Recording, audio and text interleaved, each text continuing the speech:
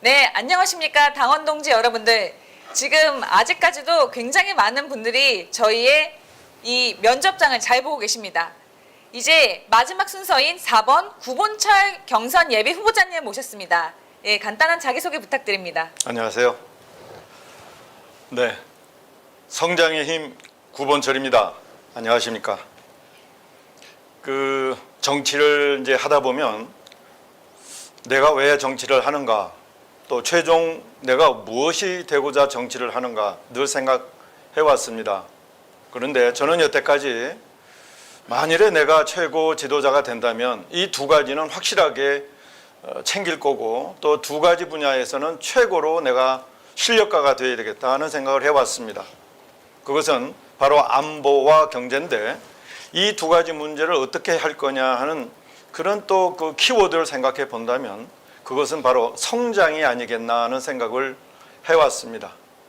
또 하나는 최근 들어서 문재인 정권이 들어와서 굉장히 어려운데, 이럴 때 진짜 필요한 것이 투쟁이고 또 모순에 대한 저항이 아니겠나 하는 생각을 했습니다. 이승만 대통령도 일제강점기에 독립투쟁으로 내중에 결국은 국민의 인정을 받아서 초대 대통령이 되셨고, 그렇다면 지금 제가 정리한 것처럼 지금은 주사파 강점기 시대다. 그렇다면 지금도 역시 우리 국민들한테 살아있는 지식인들이 필요로 한 것은 일단 투쟁 정신이 아니겠나 하는 생각에서 저 또한 투쟁을 해왔습니다. 그 다음에가 이제 경제를 어떻게 살릴 거냐 하는 문제인데, 그 분야에 대해서는 저 나름대로 전문가의 자질을 가지고 있습니다. 마지막이 이제 정치력인데, 우리 국민혁명당에서 내중에 최종적으로 야권의 최종 후보가 된다면 당연히 2번을 받아야 합니다. 그럴 때에는 지금 국민의힘에 있는 국회의원들 중 70명 정도를 끌어와야 합니다. 그런 정치력이 있는 사람, 구본철입니다. 잘 부탁드리겠습니다. 네, 잘 들었습니다. 제가 이제 저의 질문 시간 시작하겠습니다. 제가 구본철 예비 후보님의 자기소개서를 읽어보았는데요. 근데 굉장히 이건 보여드리고 싶을 정도로 굉장히 아주 꼼꼼하게 손글씨를 아주 작게 쓰셔서 좀 감동을 받은 것도 있습니다. 그런데 제가 봤을 때 이 자기소개서를 IT 전문가로서 굉장히 길게 적어주셨어요. 그래서 제가 사실 기대했던 것은 이제 저희 국민혁명당의 정강 중 6번째가 그 4차 산업혁명입니다. 그래서 저는 4차 산업혁명에 대해서 뭔가 발언을 하시지 않을까라고 좀 기대를 했었는데, 그 점은 좀 약간 누락되어 있더라고요. 그래서 제 생각엔 너무 하시는 것들이 많으시니까 못 쓰셨다 생각을 하고, 그럼 이 자리에서 4차 산업혁명에 대해서 어떤 미래를 보고 계시고, 그리고 국민혁명당에서 또 어떤 방향 실천할 수 있으신지 그 말씀을 듣고 싶습니다. 네. 1차 산업혁명은 영국이 일으켰어요. 2차, 3차는 미국이 했습니다. 근데 3차 산업혁명은 IT 혁명이라고들 하죠. 그런데 4차 산업혁명은 IT를 기반으로 한 AI 혁명이라고 그냥 간단하게들 얘기합니다. 또 다른 사람들은 이걸 디지털 혁명이라고도 얘기들 하죠. 그래서 지금 이 산업사회 자체가 정보화 혁명을 떠나서 콘텐츠와까지 융합이 되는, 그리고 그것이 인간의 지능을 기계가 대신하는, 프로그램이 대신하는 수준까지 발전하는 시대를 우리가 이제 디지털 혁명 시대 또는 제4차 산업혁명 시대라고 얘기합니다. 따라서 과거의 기술 발전이나 또는 이런 투입량의 노동력이나 이런 또는 자금이나 이런 투입량에 의해서 산업화의 혁명이 이루어졌다면, 이제부터는 인간의 두뇌를 어떻게 더 개발할 거냐 하는 문제로 귀결되는데, 그런 차원에서 제4차 산업혁명이야말로 우리 후세대들, 청년 세대들이 주역이 될 수 있는 그런 그 시대로 우리가 예견할 수 있고, 그래서 저는 MZ세대라고 얘기 안 합니다. 아무 의미가 없습니다. 그래서 우리 청년들을 디지털 1세대다 저는 이렇게 정의하고, 그 우리 청년들에게 그런 자부심과 또 교육 체계도 개선된 프로그램으로 제공하여서 그 사람들이 제4차 산업혁명의 주역이 되는 역할로, 또 거기까지 가이드하고 이끌 수 있는 멘토 역할로서 우리 세대 정도는 자리매김할 수 있다 이렇게 이제 말씀드릴 수 있습니다. 네. 예, 제가 4차 산업혁명에 좀 꽂혀 있어서 제가 한 2년 전에는 거의 4차 산업혁명에 대한 책을 엄청 읽었던 걸로 기억을 합니다. 네.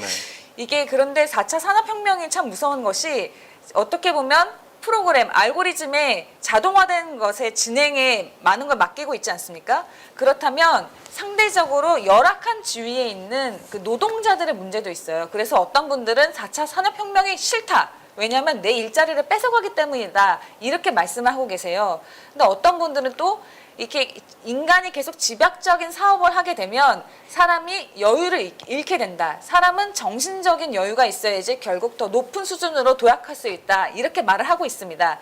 그래서 구본철 후보님께서는 어떻게 하면 이 노동자들에 대한 문제 같은 걸 뭐 해결하실 수 있는 그런 방안이 있으신지 궁금합니다.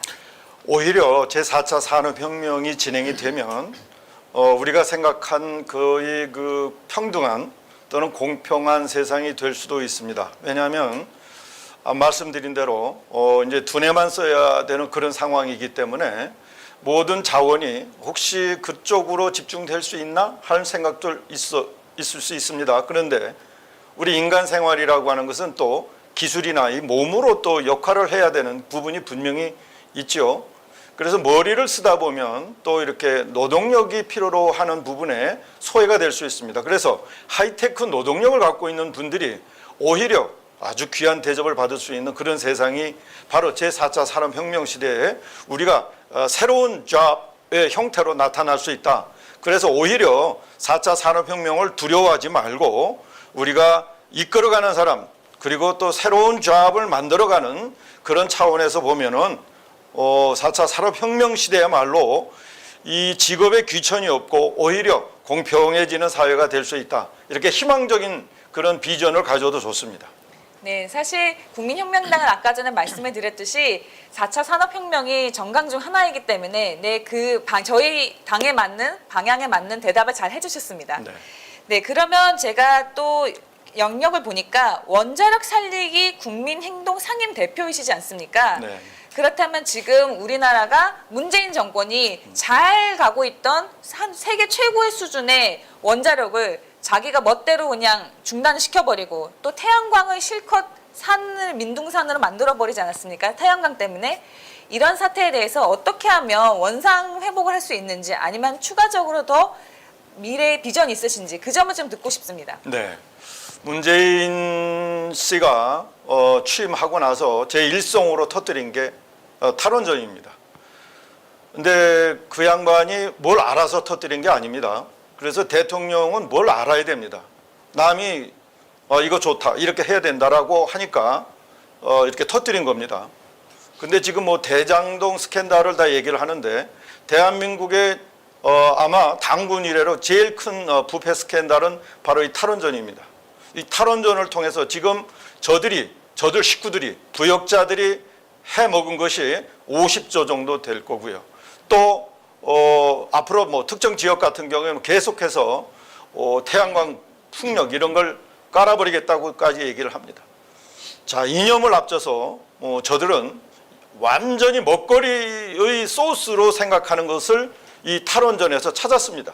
노무현 정권 때 바다 이야기에서 찾았다면 이 정권은 그보다 더 스케일이 커가지고 수십 조짜리, 100조짜리 그 프로젝트에서 계속 지금 빨아먹고 있고요. 이것은 국가 반역입니다. 심지어는 어떤 의원들은 중국이 원자력 기술을 가지고 있는데 대한민국까지 가지고 있을 필요가 있겠느냐 하는 이런 망언까지 한 사람들이 있습니다. 그런 트윗을 올렸다가 삭제한 사람들도 있습니다. 자, 이 사람들이 탈원전은 국민이 위험하기 때문에 탈원전했다고 그렇게 거짓말을 하고 있고 모든 데이터를 지금 다 거짓 데이터로 이끌어오고 국민의 눈과 귀를 가리고 있는데 이 부분을 저희들 멤버 중에 하나가 신분의 불이익을 가지고 데이터를 감사원에 제출을 한 것입니다. 저희 데이터를 가지고 감사원의 감사위원들이 다 5명이 문재인 정권에서 임명된 사람들이지만 저희 데이터를 보고 이것이 잘 됐다, 합법적이다 얘기할 수 있는 수준이 아닙니다. 만일에 그렇게 했더라면 저들은 아마 지금 1조 6천억 최소 뭐 손해배상을 감사위원들이 받아야 될 그런 처지일 겁니다. 왜냐하면 업무 종결권은 감사원이 가졌기 때문이죠. 그래서 지금 원자력계는 정권을 교체하는 것만이 이제 원자력을 살리는 것이다. 심지어는 호남 지역에서도 대한민국의 태양광 패널 70%를 깔고 있습니다. 거짓말을 하고 있는 거죠. 신안 주민들에게도 거짓말을 해서 호남 지역 전체를 지금 초토화시키는 것이 지금 이 탈원전입니다. 호남 주민들을 속이면서요. 그래서 호남 주민들도 이제 그만 깔아라 태양광 이런 식입니다. 그래서 우리가 우리 국민혁명당이 새로운 이념과 새로운 비전을 가지고 이 호남 지역도 우리가 접근할 수 있는 그런 아이템이다. 그런 아이템의 이슈를 우리가 가졌다. 이렇게 보시고 이번에 대선 전략에서도 굉장히 중요한 아이템으로 저희들이 삼을 수도 있습니다. 네, 사실 지금 시간이 살짝 좀 애매하게 남았는데 그럼 아주 짧게 네. 그러면 대선 아이템으로 태양광이라든지 아니 원자력이라든지 그거에 대해서 어떻게 공약이 있으신가요? 네. 일단 지금 원자력을 가지고 있는 그 지역이 우리나라 24개가 있는데 경상도가 18개, 호남의 영광 지역에 6개가 있습니다. 자, 그렇다면 원자력이 사고가 나면 제일 위험한 곳이 경상도의 반경 30km까지입니다. 이번에 후쿠시마에도 30km까지만 다 이전을 한 것이죠. 그렇다면 서울과 경상도의 관계는 300km가 넘습니다. 그런데 중국과 호남과의 관계는 340km밖에 되지는 않습니다. 근데 바람이 북쪽에서 서북쪽에서 남쪽으로 불기 때문에 사실은 원전의 위험은 중국에 있는 47개의 원전이 더 위험합니다. 이런 상황에서 오히려 경상도에 있는 주민들이 그렇게 위험한 환경에서 그럼 원자력을 생산해서 싼 전기를 만들어서 대한민국이 싼 전기를 만들어 제조업 강국이 된 가장 근본적인 이유가 싼 전기 때문인데 자, 이것을 우리가 거짓말로 그런데 그 위험을 경상도 주민들이 가졌다면 그러면 경상도 주민들에게 이익을 줘야 되고 영광 주민들한테 이익을 줘야 된다 그렇게 얘기를 합니다. 그래서 만일에 호남이나 수도권에서 이번 대선에서 원자력을 반대하는 후보를 50% 이상 그 지지를 하신다면 그러면은 태양광 전기요금 지금보다 3배 이상 전기요금을 내시라 이겁니다. 그 다음에 경상도나 호남은 원자력을 가지고 본인들이 위험한 전기를 생산해서 수도권에다가 경기도에다가 다 공급하고 제조업 기관에 공급을 하니 그러면 그분들에게는 싼 전기요금을 제공하자는 겁니다. 이것을 저는 지역균형 전기요금제라고 합니다. 그런데 이렇게 할 필요도 없이 대한민국은 원자력을 살려야 됩니다. 세계 최고의 원자력 기술이고 지금 원자력이 위험하다고 하는 것은 환경주의자들 그리고 그의 빨대를 꼽고 있는 부역자들의 하는 얘기지 국민들은 절대로 속으시면 안 된다. 이렇게 말씀드립니다. 네, 이제 감사원이 원전을 잘못했다는 결과를 발표해서 굉장히 핫 이슈가 된 분이 있었는데 사실은 우리 구본철 예비 경선 예비 후보자께서 그 영광을 받으셔야 되는 것이 아닌가 그런 생각이 좀 들고 있습니다. 그러면 이제 이춘근 박사님께서 전문적인 질문해 주시겠습니다. 우리 그 다른 후보자님들이 아무래도 그 사회과학 계통을 공부하신 분인데 네. 우리 구본철 후보님은 자연과학을 하시고 네. 뭐 지금 중국의 지도자들이 대부분 자연과학을 한 사람이고 그분들이 최근에 국가를 뭐 이 국부를 크게 하는데 대단히 기여를 했다고 생각을 합니다.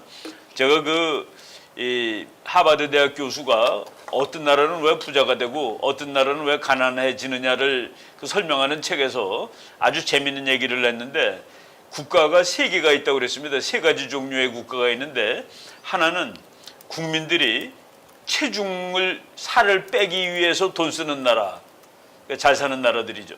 두 번째는 살기 위해서 먹는 나라.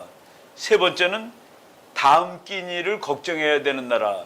지금 대한민국은 옛날에 북한보다 못 살았는데 지금 대한민국은 살을 빼기 위해서 돈을 쓰는 나라가 됐습니다. 북한은 다음 끼니를 걱정하는 나라가 됐고 왜 이런 차이가 왔는지 그리고 우리나라가 지금 그 살을 빼는 나라가 됐습니다만은 세계 5등은 아직 못 된 것 같습니다. 그 5등으로 올라갈 수 있는 그런 어떤 보관이 있는지 우리 뭐 국민혁명당 그 통제인 우리 전 목사님께서는 우리가 G2로 갈 수 있다라고 얘기를 했는데 G2로 갈 수 있는 어떤 아이디어를 혹시 가지고 계시면은 제가 이제 안보 문제 질문하기 전에 먼저 그 대답하시라고 요청을 한번 드리겠습니다. 감사합니다. 좋은 질문 주셔서. 뭐 자유주의자나 또는 시장주의자들의 얘기를 빌릴 것도 없이 고로와 조프가 자기 체제를 해체하면서 야 보니까 민주주의 아니고서는 성장이 안 된다 이렇게 고백을 했답니다. 민주주의의 더 발전된 모습이 자유민주주의고 또 거기에 덧붙여서 우리가 유지해온 시장경제라고 하는 것인데 우리는 그 중요성을 여태까지 참 느끼지 못하고 있었고 또 성장이라는 그 우리의 국정 목표가 박정희 대통령 이후에 사라졌습니다. 지금까지 어느 정권도 성장이라는 목표를 세운 적이 없습니다. 그래서 박정희 대통령이 돌아가시고 나서 그 탄력 속으로 전두환 정권에서 약간 성장을 했지만 그 후부터 지금까지 잠재 성장률이 지속적으로 지금 추락해 오고 결국은 2% 미만으로 떨어지게 된 이런 상태입니다. 그래서 지도자가 굉장히 중요한 위치에 있다 이렇게 얘기를 합니다. 좌파들은 그렇게 얘기를 합니다. 야, 박정희 대통령 시절에 경제 발전은 국민이 열심히 해서 이렇게 한 거야. 그런데 그러면 그때 국민이나 지금 국민이나 틀린 건가? 이렇게 질문하면 대답을 못 한다고 합니다. 그때보다 오히려 지금 국민이 더 열심히 일을 할 수 있는 그런 자세가 되어 있고 또 열심히 일을 한 국민인데 그렇다면 지식인과 지도자의 탓이겠다 이렇게 생각을 해서 국민을 이끌 수 있는 설득할 수 있는 지식과 고민을 한 그런 지도자가 이제는 분명히 필요하다. 그냥 보통 지도자로서는 이번에 단기간에 이 추락한 대한민국을 끌어올릴 수는 없겠다 이렇게 생각을 해서 특정 분야의 전문가이지만 또 박사님의 그 여러 가지 유튜브나 이런 걸 보면서 늘 감동하면서 또 제 것으로 만들기 위해서 노력해 왔습니다. 문제는 향후에 우리 대한민국이 어떻게 상승 무드를 탈 것이냐 하는 문제입니다. 파트너십을 가져야 합니다. 혼자서는 힘듭니다. 그래서 호랑이 등에 타야 한다고 또 쉽게 말씀드릴 수도 있는데 우리가 G2가 되는 것은 G2와 하나가 되는 것이죠. 그렇게 되면 곧바로 저희는 G2가 된다고 생각합니다. 그런 차원에서 이번에 우리가 한미동맹을 얘기하지만 갑자기 낮은 단계에 있는 한미동맹이 뭐 유럽의 나토식으로까지 또는 쿼드나 또는 어커스 정도로 갑자기 이루어질 수는 없을 겁니다. 우리 내부 체제의 문제 때문에.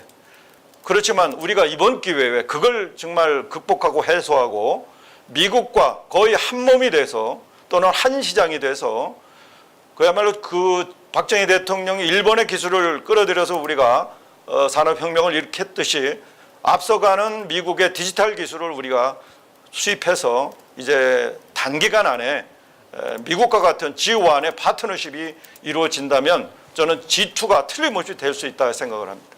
네. 이거는 이 순발력 테스트도 되고 네. 그리고 이제 국제 정치에 대한 감을 제가 한번 물어보겠습니다. 네. 미국의 그 브리젠스키라는 아주 그 유명한 그 대통령 카터 대통령의 국가안보 보좌관인데 네. 그분이 최근에는 돌아가셨습니다만은 그 미국의 전략적 비전이라는 책을 썼는데 네. 이거는 가정법입니다. 만약에 한국에 관한 얘기가 그 책에 나오는데 미국의 지원이 끊어지게 됐을 때 한국은 세 가지 결정 중 하나를 택해야 될 것이다. 그러니까 미국이 안 도와주면 1. 중국 밑으로 들어가야 된다. 중국하고 잘 지내는 수밖에 없다. 2. 중국 밑으로 들어갈 수 없을 테니까 핵폭탄을 만들어야 될 것이다. 자존을 위해서. 3. 중국하고 대항하는 나라가 일본이니까 일본하고 힘을 합쳐서 중국에 대항하는 것이 좋다. 이 세 가지 안건을 이제 제시를 했습니다. 우리나라 어떤 기자가 그 책에 나온 지 몇 달 후에 물어봤습니다. 당신이 한국 국민이라면 세 가지 중에 어떤 것을 하는 것이 좋느냐? 그랬더니 그 사람은 미국 사람의 입장에서 대답을 했더라고요. 일본과 협력하라. 그것이 제일 좋은 방안이다. 거기에 대해서 우리 후보님께서 대통령이 되신다면은 그 셋 중에서 어느 대안을 택하실 것이며 그 이유는 무엇이다? 라고 한번 말씀을 해보시죠.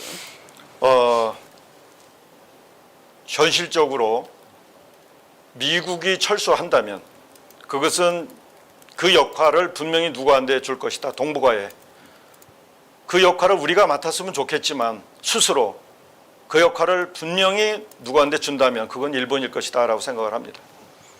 그렇다면 지금까지의 그 우리의 운명을, 공동 운명을 미국과 협력을 해왔다면 그 역할을 준 일본과의 관계를 모색할 정도로 또 관계 개선을 할 기간을 주고 우리한테 그런 또 생존의 출로를 줄 것이다 이렇게 생각을 합니다. 일본과의 관계는 우리의 생존과도 관계되고 한미동맹을 이끌어가는 데 있어서도 굉장히 중요한 파트너십이다.